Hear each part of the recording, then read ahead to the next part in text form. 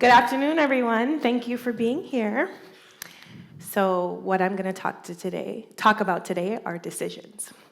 What I learned about decisions and the cost of waiting for proof. So, there are 3 defining moments that have shaped who I am today so far. The first pivot I want to tell you about looked like a bed. Toronto, 2020, COVID-19. I was spending more of the day in the bed than I want to share on a stage, but I will say it anyways. Nothing was wrong, the job was fine, the apartment was fine, and the city was the one I had chosen. But the stakes were not small. I was halfway through an MBA. I had invested over $100,000 into that I could barely see the benefit.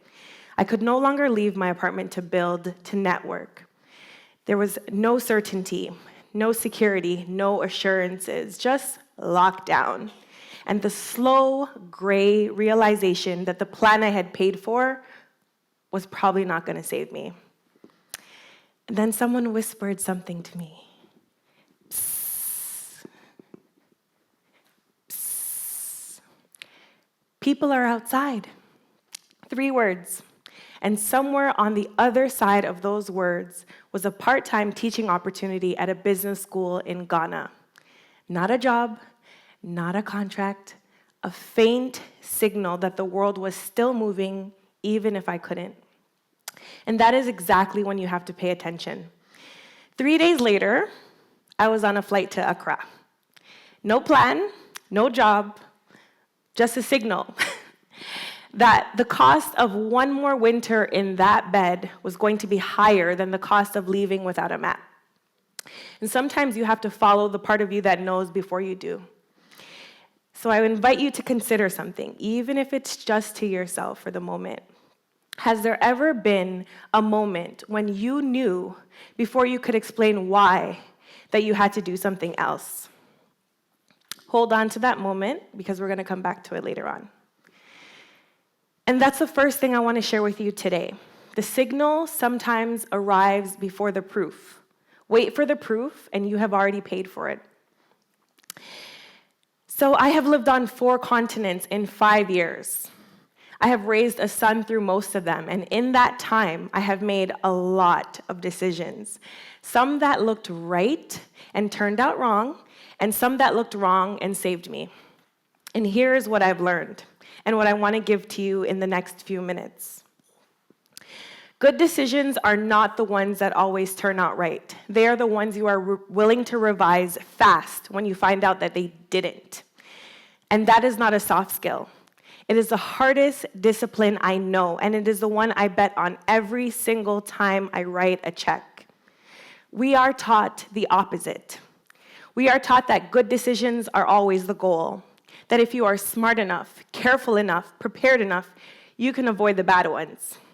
So when life forces a pivot, when the country stops feeling like home, when the strategy stops working, and when the relationship cracks, when the bed gets harder to leave, we feel it as shame, as failure, and proof that we got it wrong.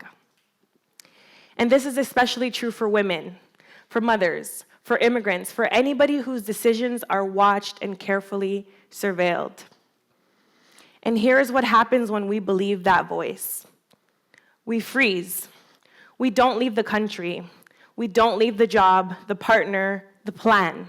Because pivoting would mean we were wrong the first time. So we stay.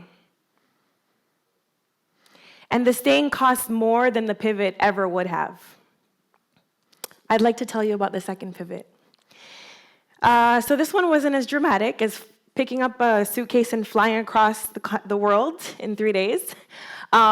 This one, there was no airport, there was no suitcase. It was quieter than that. Somewhere along the way, Toronto, Accra, Lagos, London, Dubai, Riyadh, Nairobi, the cities kept changing. And somewhere in the middle of them, I started writing checks. Startups, early stage, some mature businesses, some small bets at first, then bigger ones. And I was not yet running a fund. I was not yet running a thesis. I was just paying attention to the rooms I was already in and putting money behind the people who, in my gut, were going to make something. And by the time I looked up, I had made 12 of them. 12 investments, different sectors, different continents, one thing in common. Every single one had a woman in the lead. Every single one was an immigrant. People always ask me about my formula. So here it is plainly. 30% economics and financials, 30% trajectory and traction, and 40% founder. And the truth, the part I didn't want to say out loud for a long time, is that what I was really doing with that 40% was looking for another version of myself. Someone who had been told no and kept showing up. Someone who had been closed out of rooms and built her own. Someone who, against every signal the market was sending, was still consistently betting on herself relentlessly. I was backing other versions of me. And I had not set out to do that. I had set out to make good bets. And it turned out, to my own surprise, well, maybe not, that those were one and the same thing.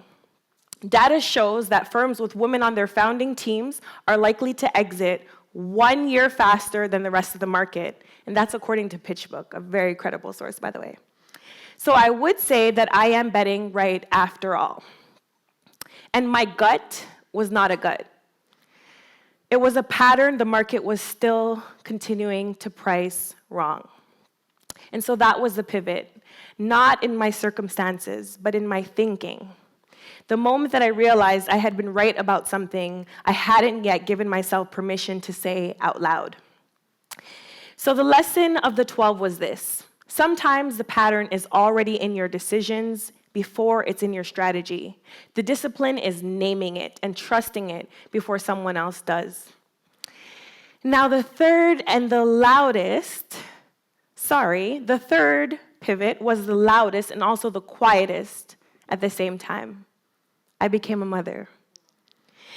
I was halfway through a life I had designed when my son arrived, and he did not care about my plans. He did not care about my timelines. He did not care about the version of me I was trying to become. He needed the version of me that had already existed, and he needed her now, like now. Changing diapers wasn't in the business plan, but neither was raising a fund. And it turns out the two actually have more in common than anyone chose to warn me about. And here's what no one tells you about motherhood when you are also building. Ladies in the room, this is for you. It does not pause your ambition, it re-architects it. It tells you in a voice that cannot be argued with what actually matters. And then it asks you to build from there. My son is the reason I make sharper decisions now, not because I am more careful, but because I am more honest. And that was the third pivot, ladies and gentlemen. I stopped optimizing for the version of me I was trying to perform, and I started building for the version of me my son was going to inherit. So here's the thread. 3 pivots. A bet in Toronto. 12 checks I didn't know were a thesis. A son who rewrote the assignment. And what they have in common is not the drama. It is the discipline. In each case, the signal arrived before the proof. In each case, I had to choose quickly whether to trust it or wait for the world to catch up. In each case, the cost of waiting would have been higher than the cost of moving. And that is the skill I would like to leave with you all today. Not make good decisions, avoid mistakes, but something harder and more useful. Build the discipline of revising fast, of trusting the signal before the consensus, of naming the pattern before it has a name. Because the people who do this in their lives, in their companies, in their capital, are not the ones who get it right the first time. They are the ones who got it right the second time and the third time, on purpose, without apology. Eventually, I stopped doing this all with my own money, thank God, and built a fund around it. And we back operators most of capital is not yet looking at across 4 continents. In markets, the old patterns unfortunately missed, but that's a different talk. This talk is for you and everyone in the room. I leave you with one question, and not for me, but for you. Remember that moment earlier on I asked you to hold on to, the one where you knew, before you could explain why, that you had to move differently. What pivot have you been putting off because you're still trying to make the first decision look right? You don't owe that first decision your whole life. You owe your whole life the next honest one. Thank you so much.